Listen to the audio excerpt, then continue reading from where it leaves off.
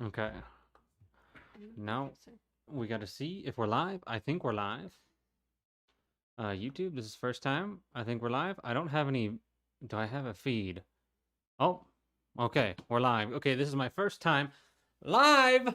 We made it on YouTube. Woo! Congratulations. You made it to the first stream. Okay, so today we're talking about something that we both were super passionate about. We watched episode 3 of Star Wars last night. We are both big Star Wars fans. And so last night we got a lot of different downloads on something called the Themes of Consciousness. If you're not familiar, that is actually, I'll pull it up. So these are the themes of consciousness. It's actually on this side.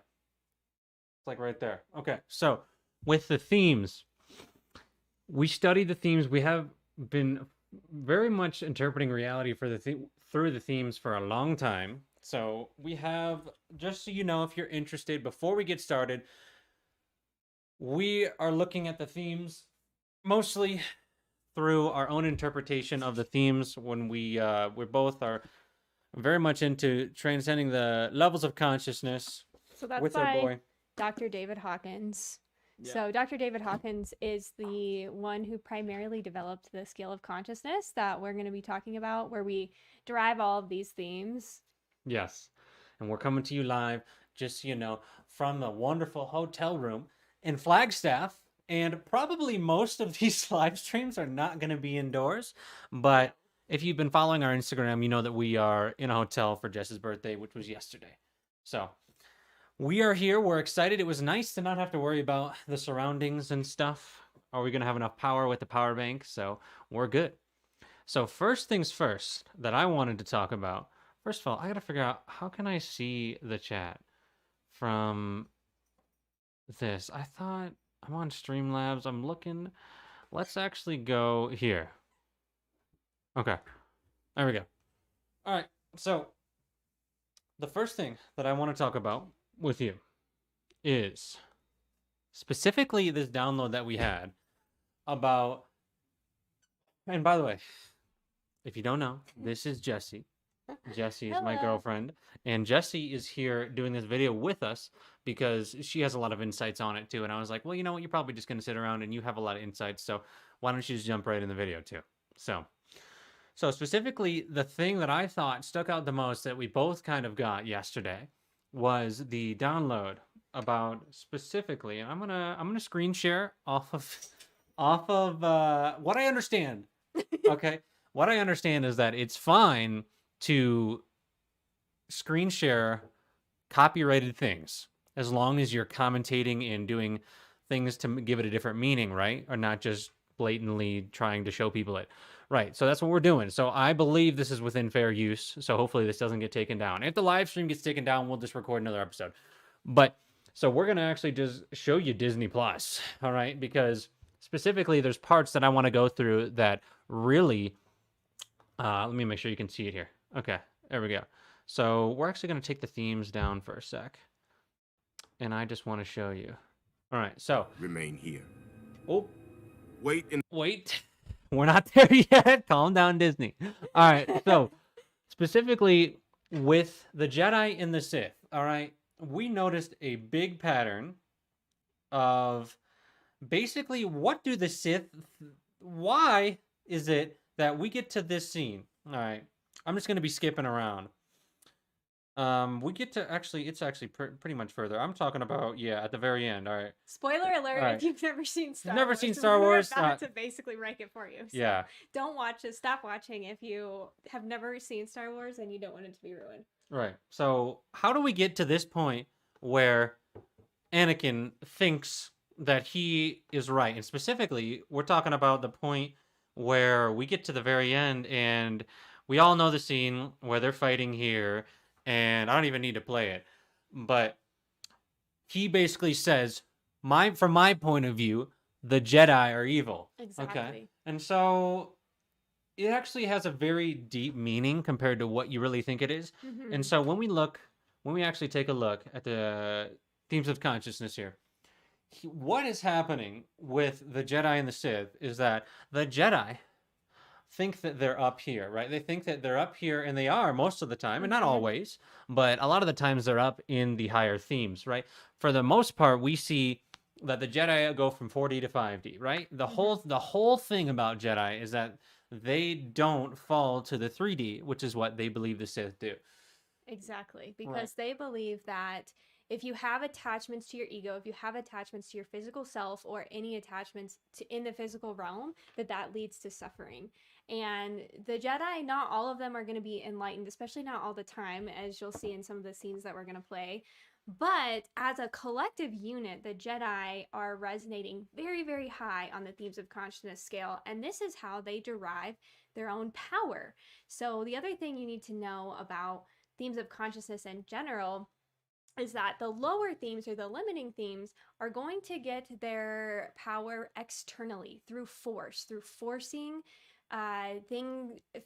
power and energy from people and things around them. Yeah. But when you're in the higher themes, you're going to have your own sense of power that's going to come from within. So the Jedi are really operating from, gaining their power from within. Whereas the dark side of the force, as I'm sure Nick is going to talk about more, they are all about themselves as ego, and they're really getting their power from the external circumstances. Yeah. Yeah, and the big insight that we had that I've never even thought about until yesterday was that the Sith really see things completely inverted. And we Mm-hmm. know we can kind of think of it. You said it was like the upside down in Stranger Things, if you've Yeah. seen that. My friend Wind always talks about Stranger Things and how the themes of consciousness are kind of like the upside down in uh in Stranger Things because a lot of them will mirror each other. Like some of the higher themes will mirror some of the lower themes. Yeah. So that's what happens is the Sith think that they're like basically in freedom, right? That's what Anakin really wants throughout his whole journey is freedom. So he's trying to get through freedom, but he's actually trying to get to freedom by going he's trying to go through the themes, but he actually doesn't know where he is. Yeah, he So keeps he's getting inverted. stuck. He Yeah. keeps getting stuck in pride. And the really interesting thing is that you watch him struggle and you watch him in denial throughout the whole thing. And he really believes that he's loving. He believes that he's doing what he's doing out of love to save Padme, to save his loved ones, to rule the world and have peace Mm-hmm. through his own lens. But the problem with that is that through the lower level perception, when he gets sucked into the dark side, as we say, the dark side is unaware that that all beings are vessels for the force. So in Star Wars, it always talks about the force, and this is pretty much the same thing as God or source or really any of those, universal oneness, however you want to think about it. And when you're at the Jedi level of enlightenment, you're one with the force such that you've had an ego death. You're allowing your body to be a vessel for the force versus when you're in the dark side of the force, you are completely enveloped in your ego such that you believe that your ego is the creator. So Anakin believes that what he's doing is out of love, but because he's seeing the world through such a limited perception of his own ego, he's not able to see the big picture of how everything is connected in the force and how his limited perception is actually harming more than it is doing good. Mm-hmm. And so I want to play you, or actually, just want to remind you. So I feel like a lot through this, like the image of the scene, because you've probably watched Star Wars. So a lot of the times, I don't even want to watch the scene. I just want to show you like the image, so it sparks that memory for you. So another thing about Anakin, when it comes to themes of consciousness, is that scenes like this, where he's getting Palpatine is this master manipulator who basically The epitome of a narcissist. right. So this is where the inverted, I think, really plays in. And of course, I know that you can see my Streamlabs here. I'm not really. I don't always want to do that, but we just kind of did this live stream on the spot. So if you see things going on in the background, you're like, "What is that?" That's because we're not worried about it today. So it'll get better and better as we go along. But I really just wanted to relay our insights on this. So specifically, Palpatine is in this position a lot of the times where he thinks that he he thinks that he's all the way up in enlightenment, right? And he sees all, but really he's in shame. And he is controlling people through shame. And that's what I'm talking about with insights when it comes to inverted. And we can think of basically, it's just, it's very important to understand that this is just like life. Like this is a huge thing to just understand, is that people that are doing things that are, let's say, vile, you could say, a lot of the times they think that those things they're doing is actually from a place of the opposite. They think they're in the higher themes. But really what's happening is that they are so lost in their own energy. They can't discern the own themes. They don't have an understanding of where they are. So they basically will perpetuate their own shame or their Yeah. own lower themes, because they'll go through, and a lot of times, I'm just talking about in life, we'll find that people will have times where they will basically project that shame, project that evilness out into the world, and they'll get it back.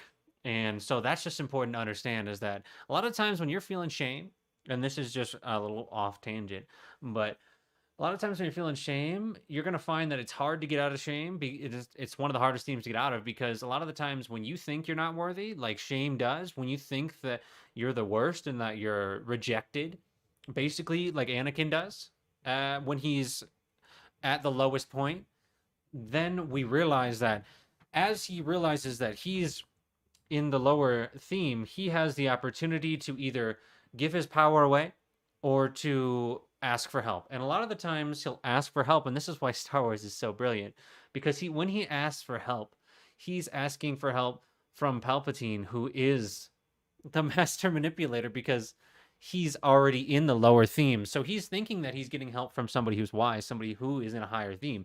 Like Anakin perceives Palpatine probably in reason and logic. Yeah.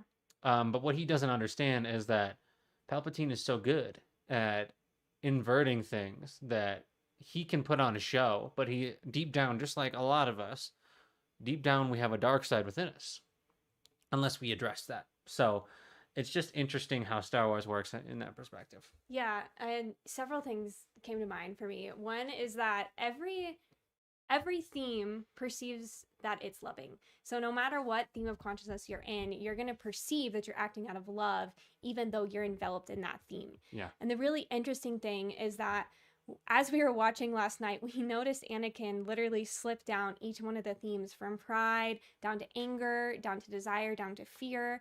And you finally see this kind of breaking point with him, this kind of rock bottom, when it's the scene where Mace Windu and Palpatine are dueling, and Anakin is forced with this choice of, do I let Palpatine die, knowing that if he dies, so does this knowledge of how to save Padme die along with it. So he has to make this choice, and when he chooses to basically betray Mace Windu, you see him really sit in that anguish and that despair, and you can feel and see the shame that's in his face. And he even says, what have I done? What have I done? And in that moment, that's like the first thing he says. Yeah. And so in that moment, like when people are really deeply in shame, it's interesting because shame is all about rejecting self and rejecting life. And so at the darkest depths of shame, you'll see people do these really nasty, really just horrific behaviors to perpetuate that shame, because the ego, what it does is, if it's in a theme of consciousness, it will try to, even if that theme of consciousness is leading to its suffering, it will still try to prove itself right, in a sense, and keep itself in that theme. So it's almost as if Anakin gets down into shame, and then because he's all the way down there, he just continues along with it, because that's what's basically proving his own ego. That's what's proving his own shame. So right after that, even though he feels this deep sense of, oh my gosh, what did I do? He then turns right around and says, yes, master. He says to Palpatine, yes, master, I will do whatever you say, master. Yeah. Let's watch that scene real quick. Just because I think it's important to literally see him move the theme. literally just getting destroyed. And see, that's where power is. Let's hit that real quick. Power versus force, right? He thinks that he's unlimited power, which, if we look at the scale, power, the most unlimited power is at enlightenment. So in his world, he's at enlightenment. But to us, we understand that it's inverted in the Sith themes, it's inverted. Right, it's the upside down. So the interesting thing to also see is that because basically enlightenment is like unlimited power through letting the force run through you, the shame or the inverted, the dark side, is like unlimited ability to yield manipulation through other people because you're so in your ego. You're completely ego. You're like 100% ego and 0% the force or whatever, or Right. 0% one universal oneness. Right. So that's interesting. That's super interesting. So I need a hotkey to switch back and forth. I'll do that next time. Because I have to go like this, and then I have to click it. But we'll get it. We'll get it. So he throws him off the building. The saddest part in the whole movie. One of the saddest. To me. Look at him. He knows. Where's he at? knows. Where's he at? He's in shame. Just What have I completely done? Yes. What have I done, he says. So, what's that? What have I done? What does that put us? That puts us in shame. Yeah, almost. That's like between Guilt. guilt and shame. Guilt and shame. Well, he's ashamed of what he did. Exactly. And Yeah. I'm ashamed is the epitome of shame to me. Yeah. At least. So then he just sits back like, what have I done? And so he thinks that, this guy who has this knowledge that he needs is going to help him. But what he doesn't realize is that he's doing the opposite. Right? He's actually going to be the opposite of helping him. You're fulfilling your destiny, Anakin. See, he just knows, right? Because Look at him Palpatine, hang his head. Like, you can see it in his body posture. right? Become And he basically, and this is when, shame is when you just reject everything. You basically say, hey, I give up.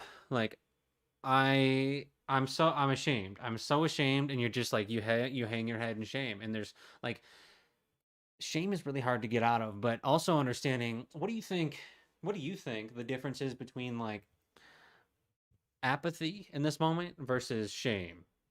What is the thing that gets him to like understand that, like, he basically, why does he give his power away in that moment? That's the question. Because he thinks, and this is where I want to transition to why this even happens, because the whole movie, every time, like, let's find, that's a good scene. Ooh, let's go. Like, okay. anytime that he gets any advice, let's just mute it for a sec. But anytime, Actually, I would really like to hear it. Can you play it? yeah. Because I want to be reminded of what is actually said. Okay, I want to go to the scene of him in the council being denied master. That's exactly what I was going to say. That's where I was going to start. Oh, So it's right here. You'll also, before we play the scene, what I'll say is that we don't really have to go through all the scenes because there's so many examples, but there's so many examples of Anakin basically saying, like talking up his own power, like basically having all these prideful moments. And you see these glimmers of hope where you see him have glimmers of humility, where he'll go up to Obi-Wan and he'll thank Obi-Wan with humility for everything Obi-Wan has done for him to teach him. And Right. he'll apologize for things, or he'll kind of submit to authority and accept responsibility for things. But those are very, very small instances. And usually he just bounces right back to pride, talking about his own power, talking about how much he's accomplished in his young years as a Jedi and all these things. So you'll see in this scene, like, the epitome of kind of the fall from pride down to anger. Yeah, basically, I don't even know. This might be the scene where he gets taken. They decide what they're gonna do. decisively, we should proceed. The Chancellor has requested that I lead the campaign. Okay, this is a different example. Okay, so this is where The council. Basically, Palpatine says that Anakin should lead the campaign to kill Grievous because Grievous, if Grievous dies, it's going to end the war. This is why Palpatine is such a master manipulator, because if the Jedi would have at least allowed our homeboy Anakin to go on this mission and to do this, he knew ahead of time that because Palpatine himself recommended that Anakin would do it, that they would say no, because they don't trust him. Maybe they don't. I don't even know if trust is the right word. They don't think he's reliable enough to actually do it by himself. So here is where the Jedi also are a little bit at fault here, because this is where pride, and especially spiritual pride, can be a slippery slope, because part of pride is feeling as though you know better than somebody else and that other people aren't sovereign to make their own choices given all the information. So censorship is a great example of pride, because censorship is assuming that people can't make choices for themselves, that they can't be presented with the information and make a responsible choice. And so the Jedi are basically doing this to Anakin. Some of the Jedi Council, they're getting stuck in pride, not basically withholding information from Anakin because they have had prophecies about how powerful Anakin's going to be. So they kind of, on a sense, fear him, and they don't really know what to do with him. So instead of going to Anakin and presenting him with all the information, all sides to things, telling him about light versus dark, they basically just keep Anakin in the dark and purposely keep things from him. Rather than, if they had just gone to Anakin and said, you know what, here's all the information, here's what the Sith are, here's what the Jedi are, here's what we believe, here's what's going on with the war. And we trust that you're sovereign enough to make the responsible choice, then Anakin probably would have had that example of what it meant to be humble and to accept responsibility. But because he's always being told, basically, he's kind of kept in the dark about certain things, that kind of perpetuates his feeling of that feeling of having to combat against them, which keeps him in pride. Yeah. And it's almost like the epitome of people doing things when they, I don't even know how to put this. When people do things that you're like, why did you do that? A lot of the times it's because people tell them they can't do it. Right. So exactly. So like, a lot of the times Anakin is manipulated by Palpatine because the Jedi basically like, no, you can't do it. You can't do it. And Palpatine is like playing the card of giving him power in the whole movie, this movie in particular. And I mean, this is the only movie out of the Star Wars trilogy, and we're gonna be talking obviously about a lot about 3 today because we just watched it. But there's so much. And we'll probably do more parts on this because it's so interesting. And so, okay, show them the scene. What? Show them the scene. Show them the scene? Yeah. Okay. Nice. Keeping me on track. All right. Council will make up its own mind who is to go, not the Chancellor. A master I can't hear it. with more experience. I concur. There we go. Master Kenobi should go. See, they just say Kenobi should go. I agree. Look at the look on his face. Aye. Very well, Councilor Jedi. The look on his face tells it all. Kenobi should go. Look at the look on his face when he's denied doing something again. Aye. Yeah. Look at that. There's another scene, though, that I don't know if you can find it or show it, but it's when Palpatine wants Anakin to be on the council, and the council denies Anakin the rank as master. And Yeah. after the scene, Anakin basically unleashes his anger at Obi-Wan. I don't know where is that in the beginning. Where is that? I don't know. It's This I thought this probably this is where Anakin talks about. I think it might be this one. Yeah, this is yeah, it. this is it. Likely, the Council does not. Disturbing is this move by Chancellor Palpatine. I understand. You are on this council, but we do not grant you the rank of master. What?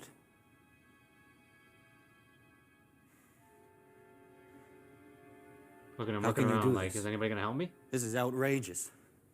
It's unfair. See, when he looked at Obi-Wan and Obi-Wan did not stick up for him, Mm-hmm. then that's when he decides, okay, well, I'm gonna step into my own power then, because he Yeah. was hoping anybody. That's why they switch in the movie. It's such a brilliant movie, but that's why they're switching from person to person to show him that everybody was in agreement of him not being a master. Yeah. And so he's just outraged, completely He's outraged. pissed. How can you be on the council and not be a master? Take a seat, young Skywalker. Look at him. Yeah. Look at that look on his face. Does that look like selfless Jedi to you? Right. And so I feel that if in this instance they like the Jedi would have shown some compassion towards Anakin and explained to him maybe why they didn't want to grant him the rank of master rather than just this typical, the typical like parent-child relationship, or the typical like, as we think of religions, we'll say like, just don't do it because I said so, or like, where the child asking why and them saying because I'm the parent. It's kind of like they're doing that to Anakin right now. He's like, why can't I be a master? And they're like, because we said so. Sit down, take a seat. Right. And I'm testing to see if you can even see the movie. And for some reason, I'm looking on the replay. The movie's not even showing up, but at least you can. I don't know if. Wow. Is that how good their software is? Are you kidding me? So I don't even know. It's possible that I'm hitting play, but you can't see it. And I'm not sure why that is, but you can obviously see it on my end. But I'm like, you can hear it, right? I'm assuming that you can hear it. So If not, we know the movie well enough to where we can even just talk through it. If I don't understand if it's fair use, why I can't do that. I mean, I could go to YouTube and type in scenes and do all that mess, but I think you kind of get the point. I just think it was interesting, for these scenes. So if you couldn't see it the whole time, I didn't know that. Again, it's a first stream, so I thought it would be available. But if it's That's not, okay. whatever. So you get the point. Is that they don't allow him to be a master, and so then he gets angry, and in the next scene over, basically Anakin is talking to Obi-Wan, and he's like, this is outrageous. How do they not make me a master? And Obi-Wan basically attempts to instill some humility in Anakin by saying, Anakin, you're a more powerful Jedi than I could have ever imagined you to become. Just be patient. Be patient. You'll get there. And it kind of like settles Anakin for the meantime. But then what you see in like a scene not far off of that is Palpatine is basically piquing Anakin's desire by basically enticing Anakin, telling him about the powers of the dark side of the Force. So you start to see, okay, so he was in pride, and then he was angry at the Jedi for feeling like he was kind of on the outs from them, that they were kind of he was kind of being pitted against them. And then he talks to Palpatine, and his desire gets piqued. And then he kind of slips into fear because he's afraid of Padme dying. all the things. All the things. Yeah. And then you start seeing him. When do you think he kind of slips into grief? When do you see that when do we see that in the movie? So, I think specifically when the scene we already watched, when Windu died, didn't die. I mean, let's hope he didn't die, because I want to see him come out in some of the new stuff when he got betrayed by Anakin. Basically. I think that part specifically had a lot of Anakin went from guilt, like we talked about, to hopelessness. Then he went to grief, and then he went to fear. That he was in grief for a second, and then he just kind of transcended the themes up into fear that Padme was going to die, and then he desired Padme to live. So then he said, okay, what are we going to do, Master? I'll do whatever you want, Master, because I desire her to live, so I'm going to do your will. That's interesting. See, I see it differently. Okay. I see that he started having grief when he started noticing that like things weren't going to change with the Jedi, and that he was kind of grieving the loss of what had been with him and Obi-Wan's relationship. And you saw his relationship start to flourish with Palpatine, and he started to realize, like, he started to become really sad about the fact that the Jedi weren't who he thought they were, but also his perception was getting clouded.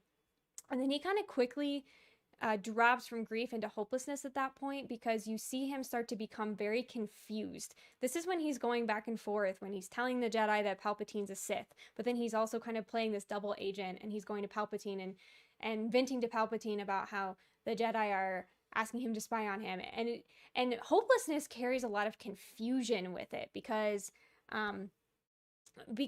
it's like the theme of overwhelm. It's like, I don't know what to do, so it just completely you completely shut down. Mm-hmm. And then from there, and I think from hopelessness, he slips into guilt when he betrays Mace Windu, and then he kind of goes down into shame of, like, you see his body posture change into shame, and that's when he's like, okay, I'll do whatever you want. Because the other download that we had about, like, the Jedi versus the dark side of the Force is that the Jedi, or you can think of this as enlightenment in general, enlightenment contains all of the integrated forms of all of the other themes that preceded it. So if you're enlightened, you'll still be able to feel grief, but it'll be an integrated form of grief, and you won't get stuck in grief because you've healed it, in a sense. And so with the dark side, though, it's like, because it's the upside down, they carry, like, the negative, or the how do I want to say this?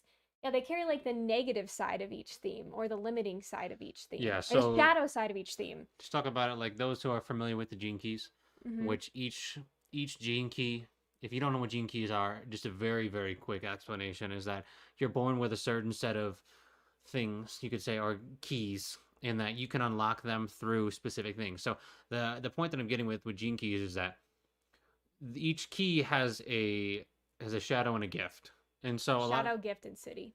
right. And so a lot of the times the Jedi are supposed to be operating from the city, which is like the highest form.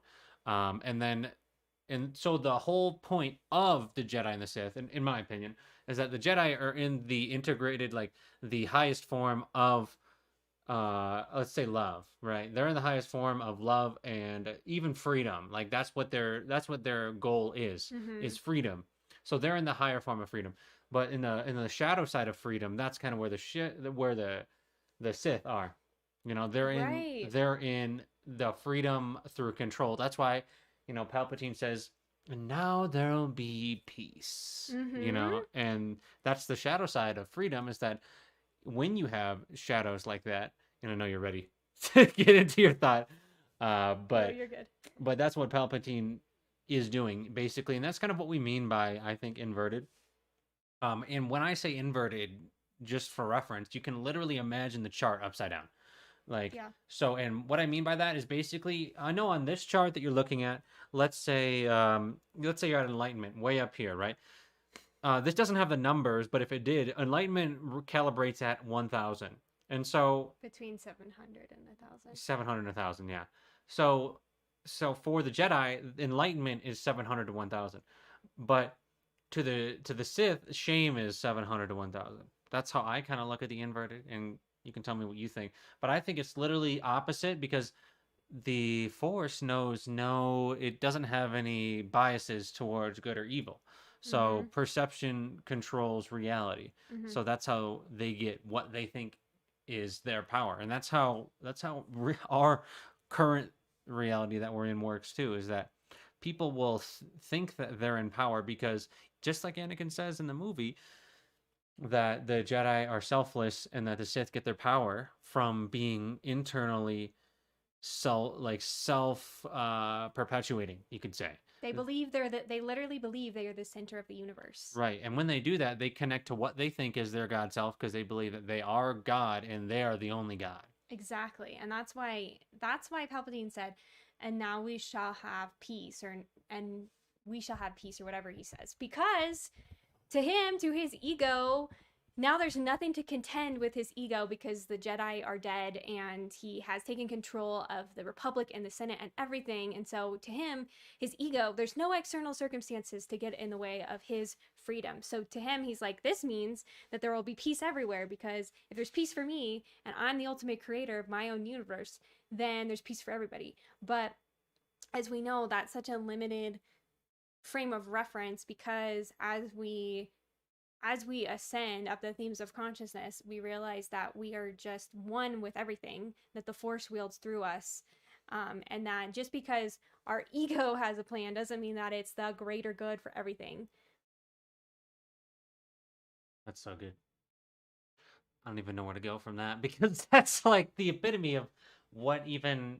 See, I just think that the reason that I like Star Wars so much and that I enjoy it is because it is a very close representation of our reality. Like, I really believe, and this is where we can kind of transition, back and forth between, spiritual meanings of Star Wars, and move out of themes of consciousness a little bit. I really truly believe that Star Wars is basically and it says in a galaxy a long, long time ago. What it really can be is it can be the future of humanity if we choose it. And what I mean by that are the abilities that they have in Star Wars. And so I'm not saying that we want that for our future in like in the overarching sense, but I'm just saying that the Jedi powers or the Sith powers, you could say, are basically what we all have within us. Yeah, I mean, it's what the like with the Chinese, the ancient traditions of wielding qi energy and qi gong. That's basically like wielding the Force. If you want to think about it like that, like every single, you look at all of the major religions and cultures across the world, it's really fascinating to see that at the core, all of them are trying to get at this concept that we all have this energetic vibration, a connection to each other and Everything. all things. And it's Mhm. fascinating the more that you dive into this, because you start to trip out on the fact that all these different people, they had no contact with each other. This was way before there was the internet or the ability to fly or anything like that that we know of. So it's such a trip to see that all these different, quote unquote, different religions and cultures and things came to basically the same conclusions, which to me points towards ultimate truth. And I think Star Wars is trying to get at that with teaching us these concepts, but through a slightly different terminology of using the Force and all those different things. And I also think it's really fascinating, like, we talked about how much of a mastermind Palpatine is, but you just think about how Palpatine literally played both sides, because he was like, he could see reality basically from above.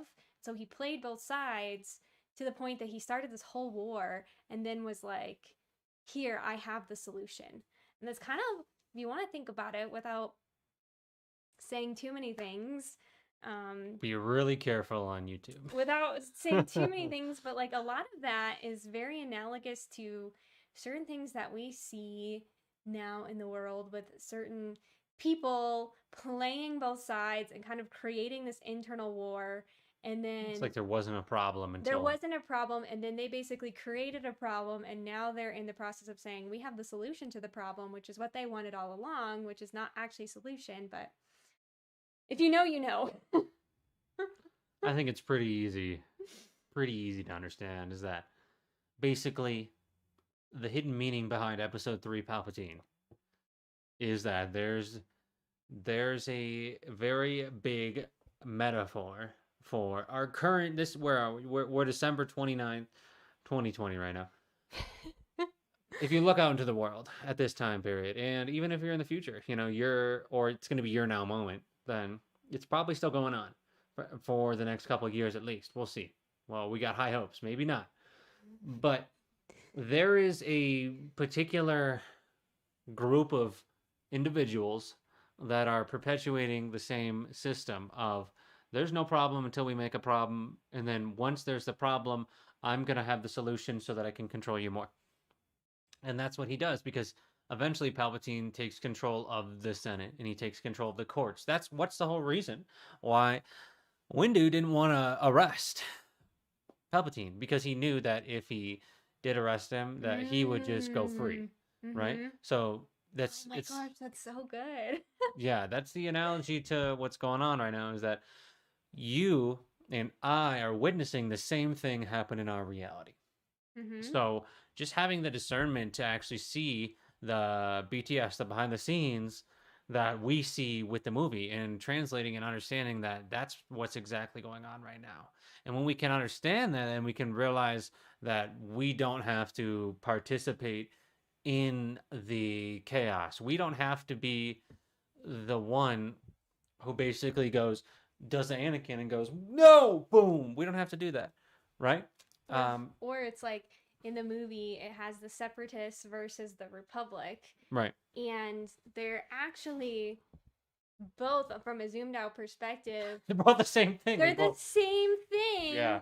That created, and they were both created by Palpatine to like be at war with each other, when really, yeah, what's happening is they're both, what they don't realize is that by fighting with each other, they're actually surrendering their individual power to Yes. a higher power be. And that's exactly, if you look at the world right now, you can think of there's two systems, two classes, if you want to think of it like that. I don't want to say the actual word so that we don't get Destroyed off the internet. but you know what I mean. There's basically two groups that have been pitted against each other for That both want freedom. at least 100 years, a couple hundred years or so, and they both want freedom. And from their perspective, they're both fighting for freedom, but by fighting against each other, they're actually staying distracted from what true freedom really is, and they're staying stuck in fear in this system that the higher powers that be want them to stay stuck in. Right. So you gotta have like, you have to have the courage to look at it from a higher point of view. Yeah. Because like that's so good. Because that's from one point of view, the Separatists and the Republic both want freedom. Yeah. Just like the red versus the blue both want freedom, but both are going about it different ways.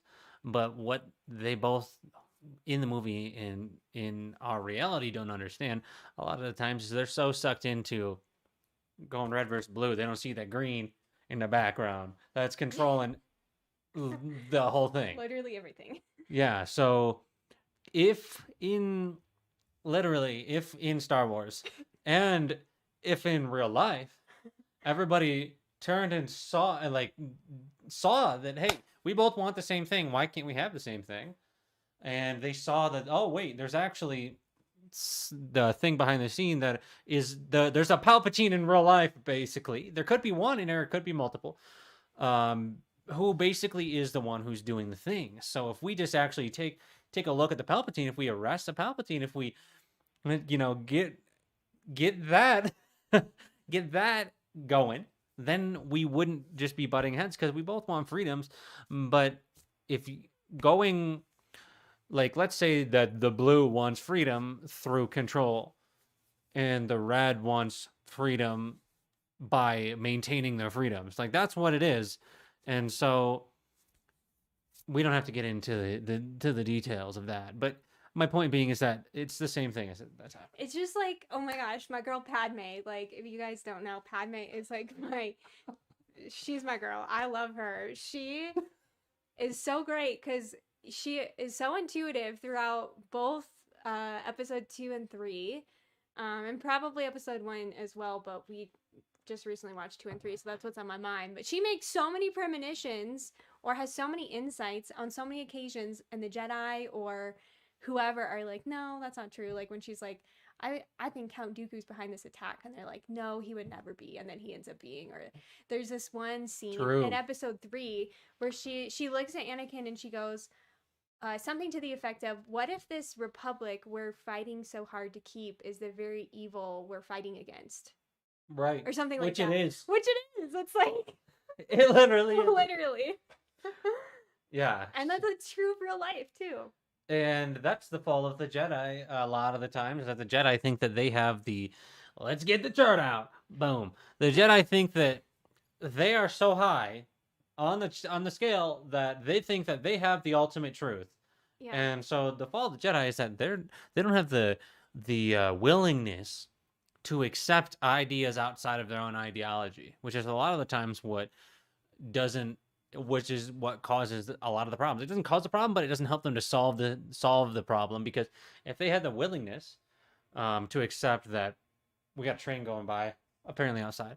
But Welcome to Flagstaff, Arizona. I guess so. If you've ever been to Flagstaff, you know there's trains always. Yeah. So, but what I was saying was that if the Jedi had the courage and the willingness to accept that there might be an idea, there might be somebody behind the scenes that they didn't think would be behind the scenes, they probably could have solved a lot of issues. And if they would have even listened to Padme about that, you know, it's like a lot of the times in our society, spiritual people are looked at like they're crazy. But it's just kind of like that. They intuitively got, maybe we could just, you know, speculate that she was intuitively, you know, downloaded with this truth that Dooku was behind it, which he was. So there's a lot of psychic people out there that are like, oh, well, this is what's really going on. And people are like, you have no proof. We're in reason. We are in reason and logic, and we have no, you have no solid evidence. So we're not going to believe you. And Yeah. so like that is the downfall of a lot of times of our society and Yeah, in, the spiritual community in general. yeah, is that a lot of times there's not a reason for something and then it ends up being true. And that we just intuitively understand it and we can see through the illusion, right? And so that's why I name my podcast as Illusions, because there's a lot of the times illusions that it's one way when it's actually what's really going on behind the scenes. A lot of times the mainstream just doesn't have the courage to or willingness to accept ideas, or there might be an agenda to not accept those ideas, because if you heard those ideas or if we followed those ideas that maybe Dooku was behind it or there was another bad person behind it, then it would be against our agenda. So we're going to go back into pride. We're just going to remove you from the internet. Yeah, and You know? also too, the other thing that comes up for me when I watch the Jedi is I've been really looking into the teachings of Mary Magdalene. Mm-hmm. Lately, we've both been looking into that, and for those of you who don't know about Mary Magdalene, she's basically the divine feminine counterpart of Jesus, and her teachings were suppressed for thousands of years. There's a lot of, I guess you could say, conspiracy as to why her teachings were suppressed, but ultimately, when you look at her teachings more deeply, what you see is that there's this balance in spirituality. There's this balance of the masculine and the feminine. And the masculine is all about transcendence, and the feminine is all about, I guess you could say, eminence, or accepting that you're inherently good, or just basically allowing this human experience to flow through you and embracing all that is. And in order to be a spiritually balanced person, you have to have both. But when you look at the Jedi, they're very, very spiritually masculine, if you could say that. Like, they're very focused on transcendence, and when anybody feels any sort of negative emotion, like anger, like when Anakin feels anger or when he feels fear, he's immediately told to basically deny those feelings. Like, he's told, be careful of those, be wary of your feelings, Anakin. Be careful of your feelings, because that leads to suffering. He's not really given the space to actually move through that. And Padme, another reason why I love her, is she looks at Anakin, she's like, feeling angry is part of being human. Like, Padme is embodying the divine feminine in Star Wars. And so it's like showing what can happen when we deny the human experience, when we deny our own emotions. It can have the opposite effect of what we think it's going to have. Yeah. We think that by suppressing anger and those limiting themes that we're going to transcend quicker towards love and freedom, but what it does, it actually a lot of the times does the opposite.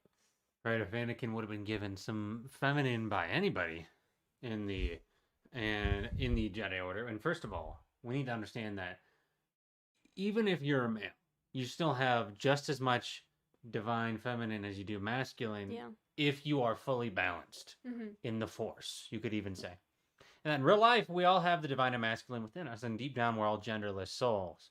So, understanding that just because the Jedi are male does not mean that they cannot have a compassionate... There are some female Jedis, though. Right, but I'm talking about in the movie. Specifically in the movie. There's no female Jedis. So there's not really... they're not really even embodying in episode 3, you could say. I mean, I'm not saying in general, But Yeah. in episode 3, there's no embodiment of the feminine, which is basically, to me, feminine is very nurturing, like understanding, like maybe there's something different going on, or compassionate to somebody else's ideals. And that's just one aspect of divine feminine. That's not the whole Allowing thing. the human experience, allowing those limiting things to come Yeah, up, and if they would have, and they wouldn't allowing have other suppressed it. perspectives. Yeah. Yeah, if they would have just allowed Anakin to have these feelings and not told him to just suppress it, then he maybe would have not turned out the way that he did. So a big message that we're getting at here is that it's not all Anakin's fault. It's not. Yeah, a lot of And things projected onto him for sure. he did. And so understanding that just because there's a name and there's the semantics, just like if you drive a Jeep, you think, oh, this is going to be the best off-road vehicle and it's going to be the nicest because it's a Jeep. Well, what if it's a piece of it might be, even if it's in there, like there are probably some people in the Jedi that are, suppressing a lot of things like we talked about last night. I'm not saying that the Jedi are pieces of, but what I'm saying is that like Mace Windu in a lot of his scenes would give off this pride and loyalty, of course, which is good, but this pride of he knows best. Right. And one thing about Mace Windu is that he always, and this is I'm sure people like this in real life, is that he has his ideals and you cannot sway him from his ideals. Mm-hmm. So like if let's say during the scene where Mace took down Palpatine, if Anakin was there from the beginning and saw Palpatine trying to kill, because that's one thing that never gets mentioned. When Anakin walks in, the duel's over. Like, he doesn't see them fighting. He doesn't see the darkness in Palpatine. So, like, he doesn't know what happened. All he knows is that Palpatine's going, oh!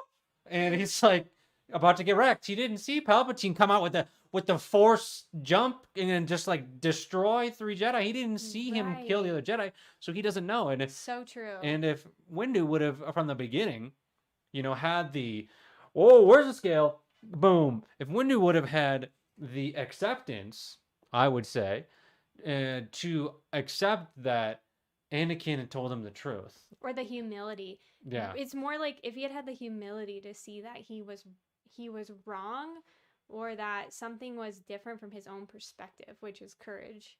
Like if he had humility just is courage. a little bit of humility for Anakin's situation, or the ability to see at least that Anakin was doing the best that he could with what he had been given. Right. And if he would have just given him a chance. Windu never gives Anakin a chance in the whole movie. Right. Not a single chance. And why does he not? Isn't that the whole epitome of the Jedi, in one sense, is that they are selfless, right? And Yeah, that's the whole premise behind it, or like that's what they're supposed to be. Because again, divine masculine, unconditionally giving, unconditionally serving, not being self-serving, and that's why they deny their own feelings a lot of the time. And he was self-serving when he was like, I can handle him. Which he could. I mean, he could handle Pride. him. He could handle him, but Yeah. that was pride. It's not. That's a lower theme. I mean, we're in 3D then. We're in the lower. Like, that's not a lot of energy behind that, because he could have had the help of the one of the most powerful Jedi. Right. The chosen one, but Yep. he chose to deny the help of the. He chose to deny the help of the chosen one, and what happened? Boom. But it all works out in the end. I mean, hey, Right. it depends. Are you counting episode 7, 8, 9, right? Because if you are, I guess it still all works out in the end, which I don't even, whatever. But my point is that a lot of the times we see the Jedi in the first 3 episodes, at least, because that's the really only real look that we get at the Jedi in any sort of, like, not one-off, spin-off, like Luke making the Jedi, and we're talking about like the Order itself actually put together. And we're talking about this a lot because this is like the main premise of where we see in the movies, at least, the actual ideals of the Jedi and how they actually are. Yeah. Right? Because you don't get to see that in any of the other episodes, really. 4, 5, 6, you don't get to see it. I mean, 7, 8, 9, you don't get to see it because there is no Jedi. I mean, there's like basically people that call themselves Jedi. But And we don't even have to get into the whole Luke, like what happened to Luke and That is like another live stream in itself. you could talk about that for a while. That is like, woo, that's like so much spirituality behind that, and I need to watch those movies to refresh. We'll be right back here, folks. We're Yeah. gonna watch the movies again because honestly, you need to. We watched it. We haven't watched 7, 8, 9 in a while. Yeah. So, but there's so much behind his. I don't even agree with the way that they took Luke. Personally, I mean, can you disagree and agree with that? Not really. That's But a you whole can, other tangent. yeah. But we can like and dislike things. We can have preferences, but I mean, we can at least talk about. Not that I agree with how they did his character, because I don't believe that's the ideals of the Jedi. But then again, it just shows the humility, or not really humility. It shows how each person is unique, in their journeys, and that eventually he realizes in episode 8, he realizes that he's wrong and that he failed Ben Solo. And so we'll watch those and we'll get back into those Yeah, in a bit. I have a lot to say, but I'm gonna wait. But what I was gonna say too is that I mean, just going back to the whole thing that we've been talking about, which is the themes, and the whole throughout the whole movie, throughout the whole episode 3, sprinkled throughout, so many times it says, "From my perspective, blah blah blah. From my perspective, the Jedi are evil. Mm-hmm. From my perspective, Palpatine is evil." Yeah. Padme says at one point, "This war represents a failure to listen, a failure to see other people's perspectives." Because when you start studying the themes of consciousness, you realize that everybody is in these different themes and they're seeing reality through these different lenses, and therefore they're not really seeing the other person until they're at a high enough level, until they're at courage or above, to where they can actually start to see that we're all operating on different spectrums and we're all responsible for our own vibrations. Until that point, we're not really able to understand each other with compassion. And I would say that is like the big fall of like why the Jedi fell, in a sense, is like because they were unable to see or really sense truly how everybody was at a different vibration, and they were not able to communicate at those different levels because they just didn't know. And I think the whole, like, watching the movie again gave me so much compassion for Anakin, and thinking back into a lot of people in my life who I've perceived to have wronged me or have done bad things. I can see them from a different perspective, knowing that they were literally doing the best that they could with what they know, what they knew at the time, and the theme of consciousness that they were in, and the support that they had in that theme of consciousness. And it's the same thing with Anakin. He thought that he was doing the loving thing, even when he was, killing all the other Jedi. He thought he was doing the loving thing because he thought the Jedi were evil. Well, but he and was because he just thought so it was twisted. Yeah, and he thought that he was going to save. The one he loved. But I mean, at that point, he's just so far inverted. He's so far down low in the themes that he doesn't even, like, what is one life worth? Yeah. Right? Because even if it did work out in the end, even if, in the very end, Yeah. The Sith are destroyed, there is still this essence of what if he hadn't. I mean, we could talk about what ifs, of course, all day long. All day long. But specifically, what if he hadn't killed all of those younglings? Like, what would they have turned out to be like, right? And we're finding out here in the Mandalorian, right? Spoiler alert. But I'm excited to see where that goes. But I mean, we could even get. Oh, that's probably going to be a good one too. The Mandalorian. I'm probably not going to do that with you though, because you haven't watched the Mandalorian. But I've seen all the Mandalorian, so I will probably be doing an episode on the Mandalorian spiritual meanings as well, because there's a lot in that, and that just came out, so that's interesting. But my point was that if he hadn't have done that, what would those Jedi have turned out to be? They could have been the most powerful Jedi that we had ever seen. So, and is that worth one life, right? And that he is so far down the scale, yeah, that he sees that all he sees is desire. All he sees is desire. right? He can't get himself out of desire because he just desires to see Padme live. That's Anakin's okay, we got to talk about that for a sec.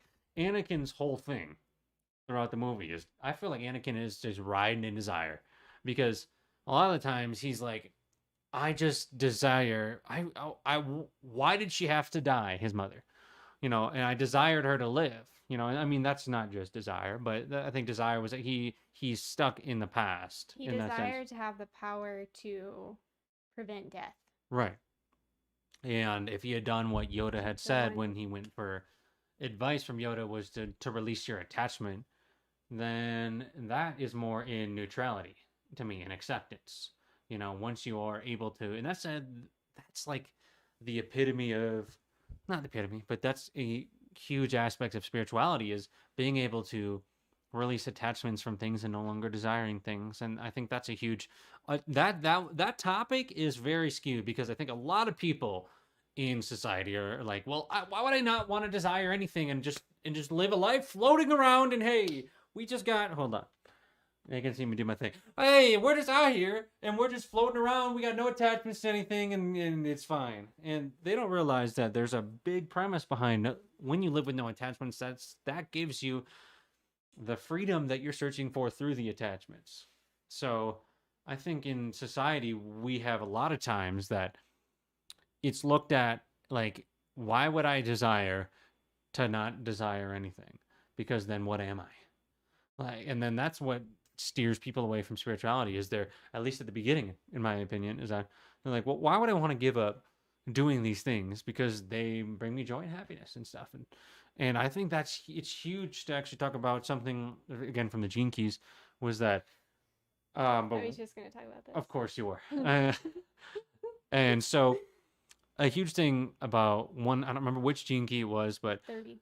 Gene Key 30 in the Gene Keys, shout out Richard Rudd, is that in the Gene Keys, it talks about how your desire, in order to transcend desire, you actually have to go through the desire itself. And that's Tantra. That's the whole the whole path of Tantra yoga too.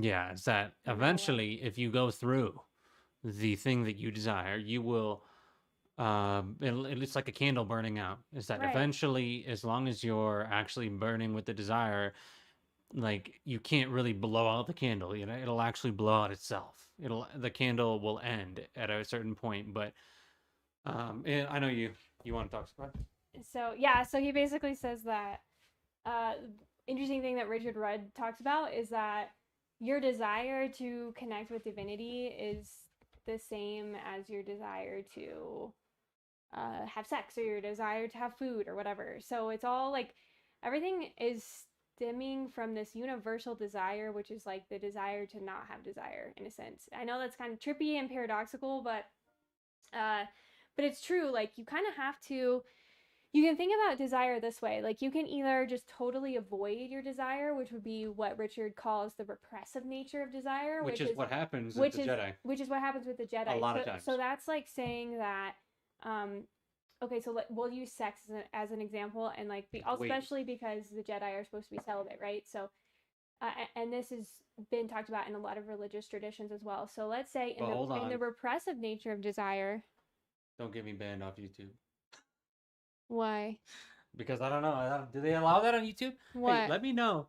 It's because sometimes when you use certain words, you get like they give you like strikes or something. Maybe I don't know that much about YouTube. Maybe I shouldn't have said anything. Just continue. I have no idea what you're talking about. But anyway, so like, but in the repressive nature of desire, that'd be like saying, like, I'm just never gonna have sex. I'm just gonna be celibate because sex is wrong and dirty, and you should just not do it. But then there's a repressive nature, and then there's the reactive nature. So then the reactive nature would be the opposite. It would be like, okay, I'm gonna have like all this sex with all the people, and just be as frivolous as possible, and just be completely given to my desire. But what you notice with both paths is like, you could either just deny that desire from the beginning, or you could go through the path of like of having all of those sexual interactions with all those people, only to realize that you end up harming a lot of people in the process. You end up harming yourself in the process, and then eventually that desire burns out anyway. So you can either just deny the desire, or you can go through the desire. But the healthy desire is finding the middle way. acknowledging that you have desire, but not being attached to it and knowing that you're okay without it. And the reason why this is so important is because desire, in its healthiest sense, gives us a sense of what we're here to do in this life, because if we didn't have a desire to do anything, then what would we even be here to do? So that goes back to the whole thing of like, we are limitless beings, but we came here to accept our limits in order to express our limitlessness, because otherwise we'd just be floating around in a sea of unconditional love and we wouldn't really be doing anything. So we came here to experience life. And so how do I rein this in back to what we were talking about originally with desire? Well, How did we get on this topic? because desire. Back up, Jax. Back up. No. Okay. Desire, in the finding the middle way, is what the Jedi are supposed to do, and what Anakin. Well, no, is- because they like totally deny desire. I'm not saying that's. I'm not saying it's what they did. That's what the premise of the Jedi is supposed to be. I feel like is finding, like, releasing your attachment, just like Yoda said to Anakin, release your attachment to Yeah. death. That's what the middle way is. You know, it's not that you can't have the desire. It's that releasing your attachment to the outcome. Yeah, full effort and full non-attachment. That's like life. Can we find full effort and full non-attachment with everything that we do? You know? So, Yeah. super interesting stuff. So, but overall, I think that covers most of the themes of the Jedi and the Sith. And I think that we pretty much nailed pretty much every Jedi. I think Obi-Wan is like the only Jedi that really just finds the middle way and actually practices the middle way. Besides Yoda, I think Yoda and Obi-Wan are the two that really stick out to me, that are pretty set on their ways, and I don't see too much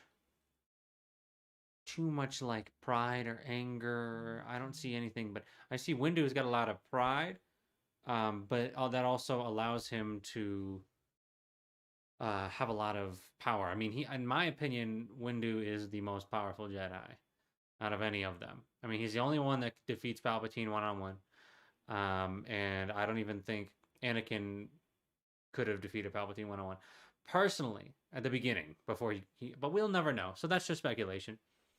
But I think it's just super important to understand that the Jedi were not perfect, and that their own theme, whatever theme, I think. And here, why don't you tell me, Jess, what theme do you think the Jedi were in? Not what they were supposed to be in, but during the movie, you know, at least episode 3, what do you think the Jedi were in? Collectively, Yeah. courage. Courage? Yeah. Like right in 4D.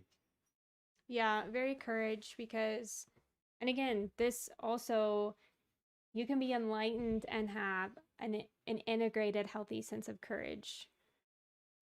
So I don't want that to be confused, but I think collectively they were in courage because they were very much, courage is all about duty and honor, serving, self-sacrificing, fighting against evil, and it's still, in a sense, really caught up in duality. It's still caught up in, I'm responsible for myself, but I also want to stand up for the atrocities of the world. So that's basically what, to me, that's what the Jedi were in, because I think a lot of it had to do with the circumstances that they were in with the war. They were constantly thinking about, like, you know, how can we serve? We're here to serve the Senate. We're here to do a duty to our Senate. And they use the word, the thing about the themes too is you can look for certain words. So they use the word duty a lot, or like, our duty is to the Senate, or our, what did they say? Our mandate is to the Senate. Our allegiance. Yeah, allegiance. Allegiance. That's a good one. Our allegiance is to the Senate. So they talk a lot about allegiance and duty and service. And so you see this a lot with anyone who's in kind of a warrior mentality, like anyone who's in the military or police officers or things like that. You see a lot of those types of people are in the theme of courage. And so I would say collectively they were in courage. But then, yeah, I would say Obi-Wan was definitely higher up. I would say Yoda has a lot of moments of being higher. But again, Yoda's not really super accepting of feelings and the human experience. But I But still he's not human. or the The experience of being alive. this yeah the How consciousness works. how conscious yeah. So but I still would say that Obi-Wan and Yoda are the most powerful Jedi because they were the only two Jedi who really survived. I mean, you could argue that maybe Mace Windu survived. We don't really know, but they're the only ones who survived, and I think that's wise because they had true inner power by being higher up. I mean, I really think that Obi-Wan especially was in love. He's very loving and compassionate in the way that he treats all living things. You can just feel it. Yeah. And Even when he's fighting Anakin, he says, "Anakin, I love you. You're a brother to me." Like he you didn't kill him. can't really be in any other theme but love to like literally look at someone who's trying to kill you and be like, "I love you." Ah, shit.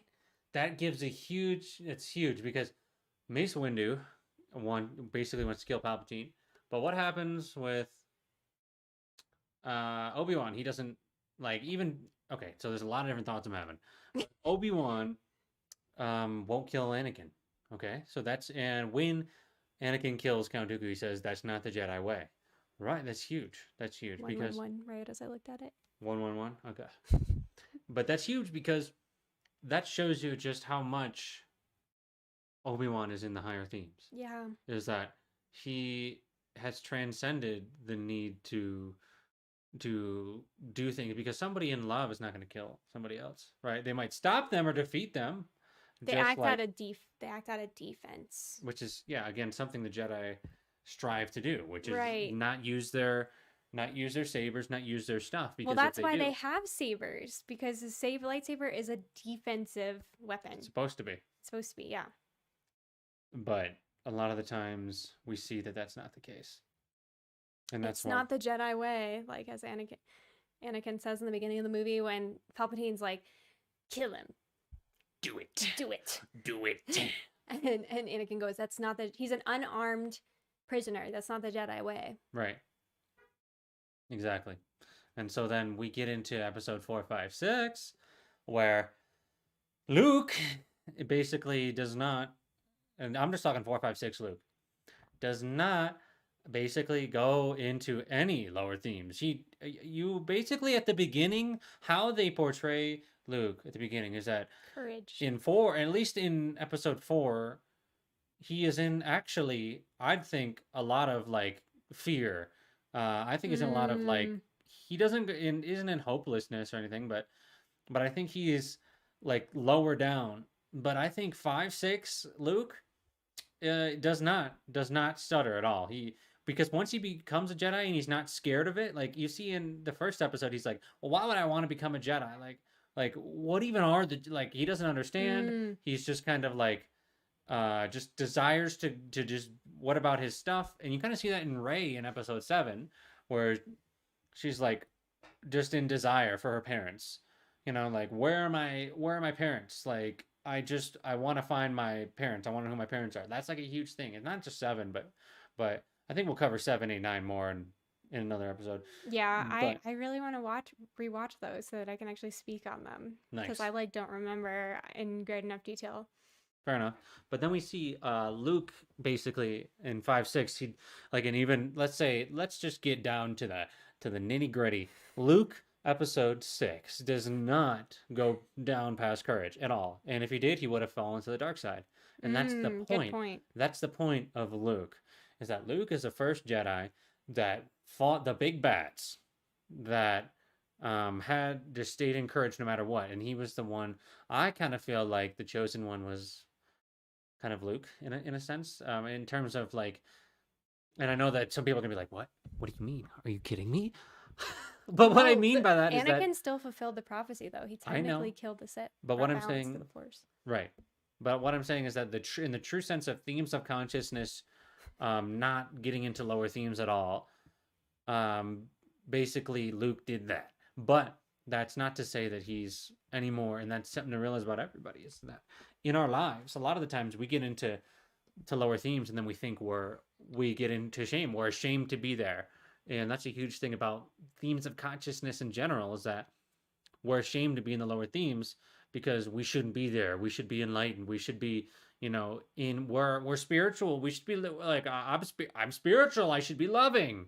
But a lot of the times we don't accept that we're in the lower themes. So I find that in Luke episode 4, he does accept that he's in a lower theme and that he does accept advice. But a big thing to realize about Luke is that he had, mentors. He didn't have the dark side of Palpatine to deal with that Anakin did. I mean, if Palpatine was not the Sith, this would be no problem. Like, there'd be no, right?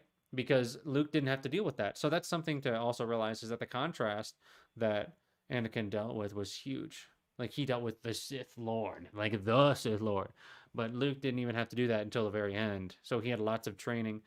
But I guess Anakin did too, a little bit. But at the same time, Palpatine was always in his ear like, this is the way. When it was really the opposite. It was the inverted way. So. Right. But you can also look at it from a higher spiritual perspective of that. You can choose to look at this if you want or not, but everything worked out exactly the way it was supposed to, even though Anakin fell to the dark side, even though there was the fall of the Republic. Even with all that stuff, everything worked out perfectly because divinity is always seeking to express itself. And in order for it to express itself, it creates this 3D reality where there is duality of good versus evil in order for love and light to shine through. So if all this stuff with Anakin and with Palpatine and the Republic and the Clone Wars and all this stuff, if that stuff had never happened, it never would have given Luke the opportunity to come in as a soul and express the love and the light through his life, through the way that he fought against the dark side and the way that he was unwavering in his courage, at least in the later episodes. So you can look at it like that too. And that opens just a full bag. That opens a full bag, because now you just look at reality and see, if there wasn't a red versus blue going on right now, then it wouldn't give us the opportunity to transcend the red versus blue, to even understand what that is, to understand what corruption is, to understand what to experience ourselves as love, because in Yes. 5D we're just all unconditional love all the time, but we don't really experience ourselves as the love unless there's a contrast of dark. And so that's why, at least I believe, we come into this 3D reality. We agree as souls to come into this reality, to forget who we are, to temporarily forget that we are love, in order to remember and rediscover that we are love, to be the love in the dark, be the light in the dark. And here we are. And it's the truth. And we're here. That's beautiful. And I feel like we pretty much nailed it. Yeah. I think there's nothing better to end on than that, So, well, we hope you enjoyed the experience of the first ever Nick's Eye YouTube live stream. Okay. And so it was a great experience. I don't know if it turned out well until I watched the replay, because well, of everything. That's the whole point. I mean, you have to just try it sometimes to see if it works. Yeah, you just got to do it. That's kind of like life, but not like Palpatine. Do it. Do it. I'm talking, sometimes in life, you just got to give it a try. You got to give it a shot. And when you do that, you find that it was actually an amazing opportunity to grow. And I think that for the first live stream that we've done, it was fantastic. So we got Jax whining here in the background. If you ever heard that, that's the way that she goes. He just loves making noises when we're live stream. He's never done that until now. Be in the camera. He's like such a camera dog. He literally poses. Yeah. And he's like, he just isn't attention. Give me attention. Like, we didn't give him attention for an hour, and he's like, I need to get in your lap. I need to get up here. Pay attention to me. But if you got a dog, So, but anyways, we hope you enjoyed, and we'll be doing a part 2 more than likely, or maybe many.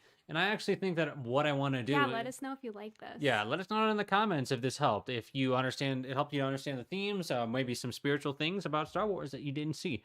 And I think we're going to do a lot of episodes, even not just on Star Wars, but I think I want to do spoiler alert, I want to do an episode on the Matrix. I think that would be a good one. And a lot of movies in general is that there's a lot of spiritual meanings that you can find in movies that I just don't see people talking about. So I think it's a really good way to relate to reality. And I think, as a caveat to this video before I end it, I did want to say that a lot of the times you see people in the spiritual community that are like, hey, you like movies? Like, you aren't supposed to like movies. You're supposed to meditate. You're supposed to meditate all the time and just be enlightened, and you can't like things. But what I'm saying is that a lot of times we get so much from the right content that don't be afraid if you're following a path to self-realization, to explore things and to enjoy See your divinity and everything. right, and to enjoy your desires, right? If you want to watch Star Wars like we did episode 3, like we wanted to watch it, we're just gonna watch it, right? And there's nothing wrong with it. And don't let anybody trick you into thinking that you can't enjoy life because, hey, spiritual people don't do that. That's BS, and it will always be BS because there is no perceived this is what spiritual people do and this is what non-spiritual people do. Like, we can do it all, and I think that's the point of spirituality for me. At least a big point is that I can look at reality through a spiritual lens and practice self-realization, but at the same time still be in the game. Like, I didn't come here to not be in the game. I came here to be in the game and to enjoy the game and everything that it has to offer, as well as eventually transcend the game. Maybe we will, and I'm not attached to it. And I think that is the epitome of Wu Wei. That's the epitome of the middle way.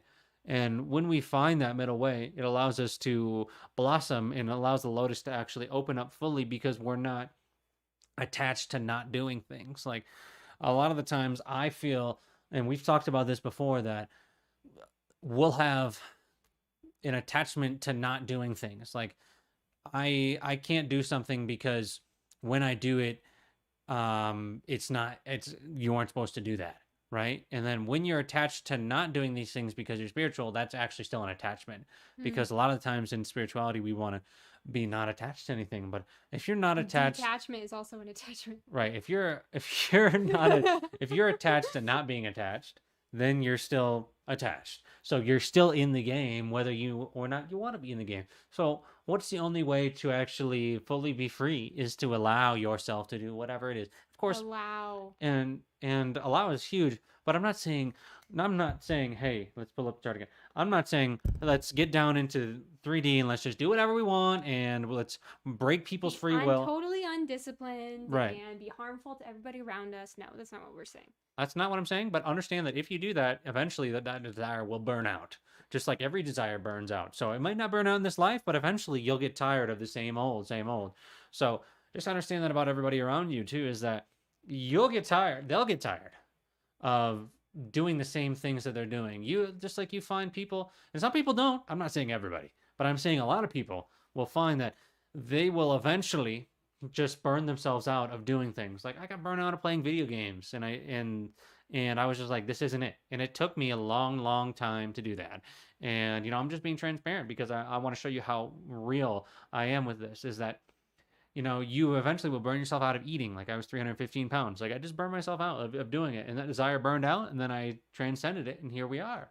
And I don't regret it. I was addicted to exercising, and I literally would exercise 3 hours a day, and Right. and I had to burn that desire out for the desire to have the perfect athletic body. Right. And it's like, it really depends on the level of the soul, and there's not levels, but the soul itself will decide how fast it will transcend the desire. So you'll find a lot of people may spend their whole lives worrying about their body and like, can I biohack things and have my fitness and my body looks excellent? And then they might have the desire and they might do that their whole life and be happy. And there's nothing wrong with that. But understanding that people will do what they want to do. And when we just let people do what they want to do, but we focus on what we're doing and just trying to align ourselves to things that actually help us. And sometimes the things that we think won't help us actually help us. And that's a huge one. And I think it fits this video very well because a lot of times, a lot of people think movies, they don't help you because they're just a waste of time. Is it though? It depends on your theme of consciousness, right? Right, let's pull it back up. Because somebody who's in like who's exercising spiritual pride will say like, you know, I know best and meditating is better and doing yoga is better and you have to be only do the pure things. But then higher levels of conscious, like reason and logic, you can watch a movie like Star Wars through this new lens of what we were experiencing, of like using it as an educational tool almost. Well, I mean, we didn't watch it with the intention. Just so you know, our intention was not to watch it to do this video or to do this live. It was actually, we just watched it because we enjoyed watching it, and it just so happened that we weren't looking for things, we weren't like doing things with a certain intention, but it still worked out, right? It still allowed us to, and we did that just by following our intuition, which again we can go back to. It doesn't have any solid evidence, but we have just learned through doing practices, but not being attached to doing the practices. And that's a huge thing that we do in our daily life, is that we're not attached to doing yoga every day. We're not attached to doing qigong every day. I mean, we like to do them, but we're not living our lives based on our self-worth being in those things. So just kind of going back to the chart here, we are in the I'm in full acceptance right now, at least, that things are the way that they are. And I think that one thing with the themes of consciousness is that when you just accept that things are the way that they are, that is like, I think that's one of the huge realizations of relaxation in real life, is that when you are able to accept that things happen to you, when you have childhood trauma, when when things like let's even bring it back to Star Wars for a sec. Let's say that Darth Vader eventually, when he was fighting Luke, had the courage, he went all the way up to accept his past, and to then love, and to transcend reason and logic, and to then love his son, and to defeat him, and then become the true chosen one. Like that's just so, it's so brilliant. That message in general, and we could talk about Star Wars for days and days and days. So we might, but again, I hope you enjoyed the live, and that was basically episode 1, 2, 3. We'll probably do, I don't know if we'll do a 4, 5, 6. Maybe. I think 7, 8, 9 is really on our radar. But who knows? We'll see what happens. But I really enjoyed this. Did you enjoy Absolutely. enjoy the experience? So yeah, it was good. This was kind of impromptu, and we'll do it again. We'll probably be outside or in the tent from now on, and you'll kind of see that evolve, and we'll go from there. All right. Sound good? All right. We'll see you guys in the next. Wait. There it is.